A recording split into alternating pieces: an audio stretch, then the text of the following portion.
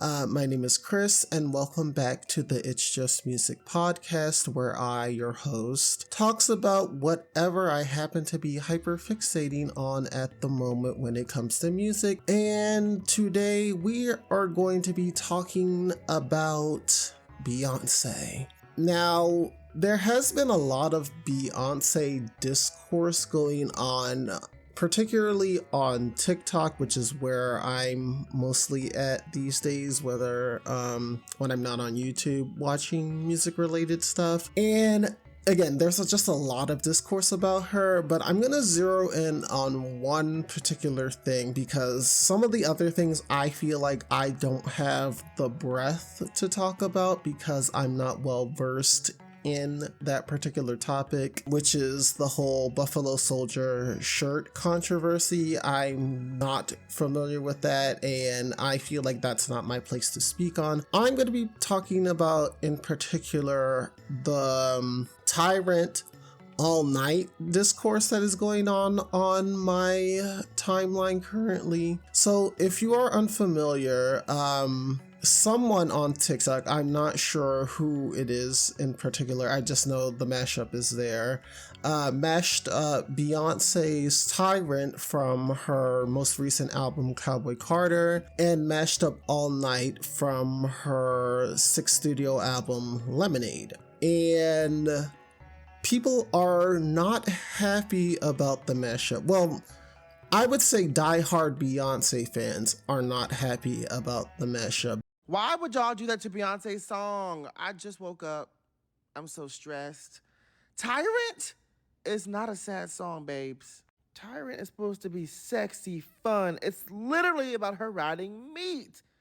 Meat riding. Yes. Why do I see super sad edits with tears in slow motion? Like, girl, what is going on? I feel like somebody was not a Beyonce fan, heard 5 seconds of a clip, and made a sad song out of it. Cause like what? Pisses me off.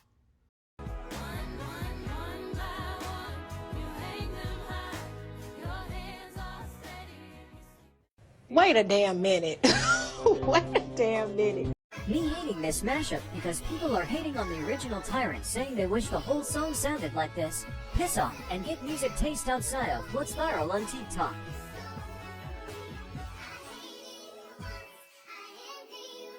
The regular general public, they're using the mashup. I have gotten a few TikToks with the mashup. Personally, don't have a problem with the mashup. I think it sounds fine to me. I'm not actively going to listen to the mashup because as much as I like Tyrant and as much as I like All Night, I can just listen to both of those songs separately. I don't need to listen to both of them put together. That's just not what I subscribe to when it comes to my Beyonce music. I like it just the way it is. But a lot of the diehard Beyonce fans are upset for a couple of reasons. The most prominent reason that I'm seeing is because it takes away the what each song is supposed to be about.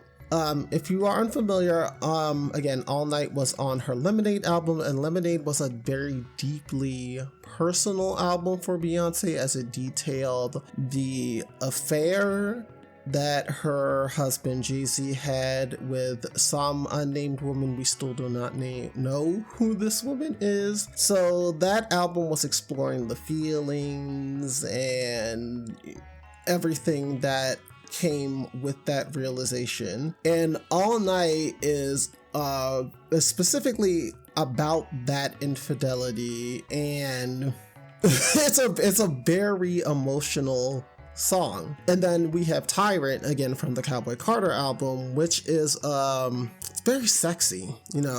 If you listen to Tyrant, if you've watched Beyonce perform Tyrant on the current Cowboy Carter tour, that is a very sexy, sensual song. Like, she's on top of a mechanical bull gyrating. There's a line in the song like, Tyrant every time I ride it. She's talking about, surfboarding. Shout out to Self-Titled. So when people took, that pain that was All Night and put it with that sexiness that was Tyrant, people were like, this really doesn't work for me. And I feel like because you took those two songs that are deeply different thematically, you are ruining what the artist in here, Beyonce, was trying to convey with these songs separately on two separate projects. I hope that's making sense. I hope I am making sense. I'm trying to like speak through it. But to be quite honest, I don't think Beyonce really cares that people are taking her music and mashing it up and turning it into something new. I feel like, and this goes to a larger conversation about remix culture on TikTok. If you are on TikTok, you will know that there's a very good entrenched remix culture on the app. Like, you have DJs, like I'll scroll through the app early mornings and I'll see DJs doing their sets, midday DJ sets with different types of things. And then you'll also get these mashups, and these mashups, they'll present these mashups. They highly resonate with the audience on TikTok. I would say TikTok is like a truly like the melting pot app. You'll get things that you're like, I never thought to put this thing together and this thing together, and it works so well. And that remix hustle has also made its way into the mainstream music. One of the most prominent examples that I can think of is Players by Coi Leray. So Players by Coi Leray had a different production at first. It was, I forget what the song that she sampled in that song, but people were really not here for the original Players. Then there was someone who did a Jersey remix of the song, and that went viral on the app. People were loving it. It was outdoing what the original was doing. With that, Coi Leray and her team reached out to that guy.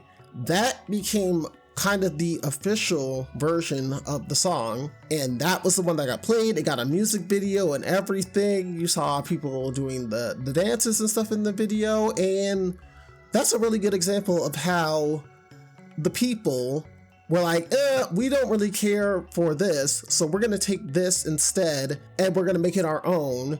And that transcended what the artist wanted. And there's also another really good example with Beyonce, actually, in general. So when Renaissance came out back in, was it 2020? Damn, 2022? 21, damn. I'm losing track of time. Whenever Renaissance first came out, and we got Breakdown Your Soul and all of that, we got the second single, Cuff It, right? And then someone decided to take Wetter by Twista. I think that is the name of the song. I know it's a Twista song, but I think it's Wetter by Twista, and mash it up with Cuff It, right? And people really enjoyed that mashup. They enjoyed it to the point where Beyonce herself took it upon herself, reached out to the guy who did the Cuff It Wetter remix. She wrote a whole new version of Cuff It and released it as a single. And not only that, she performed the Cuff It Wetter remix on tour at the Renaissance tour. That's why I'm saying that I don't think Beyonce really cares that people are taking her music and mashing it up and remixing it and turning it into their own. They also did the same thing with 16 Carriages, where they took Maxwell's Fortunate and took the instrumental for that, and then took the vocals for 16 Carriages, and they turned that into a whole thing, and that also became very popular. And again, I'm saying that I personally don't think Beyonce cares that they do that, because again, it breathes new life into the music. Her music keeps going and it keeps being extremely successful, and people still know who Beyonce is. But I can also see from the fan side, they're like, again, this takes away from the initial,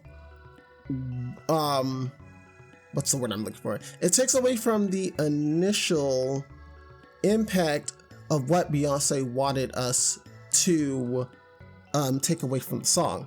I can see I can see it that way as well. Like with the whole 16 Carriages Fortunate thing, yeah, I'm just like 16 Carriages is a deeply personal song about Beyonce's professional career, like how she has been grinding since she has been a literal child. Okay, from the girls' time days all the way up to now, Cowboy Carter Tour, worldwide, she has been doing the damn thing. She has been grinding. She has been putting in the work. And 16 Carriages is a reflection of that, and it's very, very, very, very, very sad when you think about that, because, you know, Beyonce didn't get to live a normal life. You know, she has always been boots on the ground, pretty much sprinting to become the Beyonce we all know and love. And then you have somebody who's just like, I don't like the country instrumental that came along with the song, so I'm gonna take this song by this R&B artist that's talking about you know, love, and you know, I love that from XO. Fortunate is a very good song, and we're going to put those two together. But I also think this goes into the whole I guess, the death of the artist argument, even though death of the artist is mostly based on books and stuff. So let me go ahead and look up the definition of death of the artist so I can explain this clearly. I'm pulling this definition from TV tropes. So, death of the author is a concept from the mid-20th century criticism and holds that an author's intentions and biographical facts, politics, religion, etc. should hold no special weight in determining an interpretation of their writing. It's usually understood as a meaning that a writer's views about their own work are no more or less valid than the interpretations of any given reader. Now again, death of the author is a literary thing, but I also feel like that it could apply here as well, because as soon as someone's music is released into the ether, we have leeway to do whatever we want, whether it's love it, keep it the way it is, and you know, just leave it at that, or we're like, we don't really care for what the artist gave us. It should be longer, it should be shorter. Why is this in there? Why is that in there? I'm gonna take this and I'm gonna cut out this part. Let's go ahead and I guess in TikTok's case, and in the case of like, what's the one thing on TikTok that they do with the music? Not slow it down, speed it up. Nightcore. We're gonna nightcore it up. We're gonna take this different instrumental and we're gonna slap that over there. I'm gonna add my own verse to it. Music can definitely apply to the whole death of the author argument. When people do take All Night by Beyonce and they also take Tyrant and they mash those two things together, as much as we want to hate on it, and you know, people do not like that mashup, like, do you know how many TikToks I have gotten saying that they despise this mashup? We really can't do anything about it. And unless Beyonce is going around sending out cease and desist about this mashup, saying like, oh my gosh, no, I don't want this, which also would make that really look bad on her part, I would just say we can just let it ride. Like, I don't think there's an issue with it. Yes, you can dislike it all you want to, it's fine. The only thing that you can do at this point is just avoid it like the plague. Just go ahead, curate your social media presence so you are not hearing this mashup anymore. Just go ahead and hit that not interested button as many times as you think you can, and just keep it pushing. Me, I don't get it enough for it to bother me. So I will just keep it pushing. It doesn't bother me. Again, unless she starts performing it on tour, then y'all just have at it. Continue making your mashups. People are going to continue to not like the mashups, as everything is not for everybody. But again, I understand the diehard Beehive why they dislike this mashup in particular. But yeah, I think that's all I have to say on that. I just wanted to get this out. This wasn't even supposed to be this week's podcast. We were supposed to be talking about K-pop Demon Hunters. That's gonna come soon because I had a lot of thoughts about that and I actually need to sit down and write my thoughts about K-pop Demon Hunters. But again, thank you if you happen to be listening to this. Thank you for allowing me to rant. And I will catch you guys in the next podcast. Bye.